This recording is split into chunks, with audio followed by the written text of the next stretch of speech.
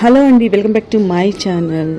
ఓం నమో నారాయణాయ. సో కార్తీక మాసం మనకు అయిపోతుంది కాబట్టి నెక్స్ట్ వచ్చే మార్గశిర మాసం ఈ 2024లో ప్రారంభ మరియు ముగింపు తేదీలు ఏంటి, మార్గశిర మాసంలో మనం గురువారాలు చేసుకుంటాం కదండి, అవి ఎన్ని వచ్చాయి, తేదీలేంటి, తిథులేంటి, సుబ్రహ్మణ్య షష్ఠి ఎప్పుడు, ఇలా అన్ని విషయాలు కూడా మీతో షేర్ చేసుకుంటున్నాను. నచ్చితే ప్లీజ్ అండి లైక్ చేయండి, షేర్ చేయండి, నా ఛానల్ని సబ్స్క్రైబ్ చేసుకోండి.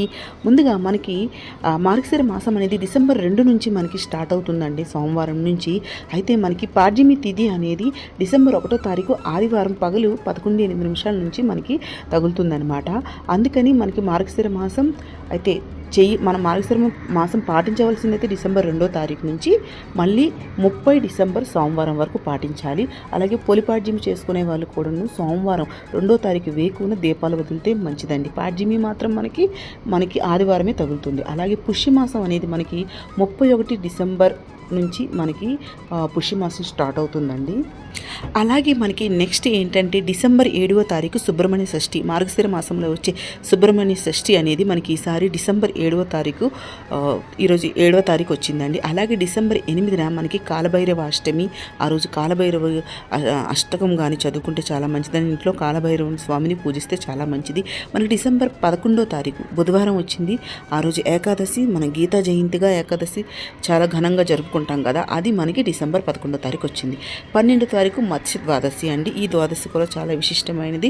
సో అది మనకి ఈ నెల డిసెంబర్ 12వ తారీఖు ఈ సంవత్సరం వచ్చిందండి.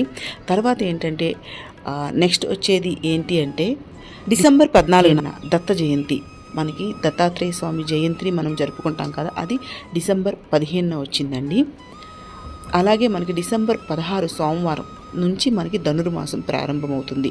సో మనం నెలగంటు అంటాం కదా, అది మనకి డిసెంబర్ 16వ తారీఖు నుంచి స్టార్ట్ అయిందండి.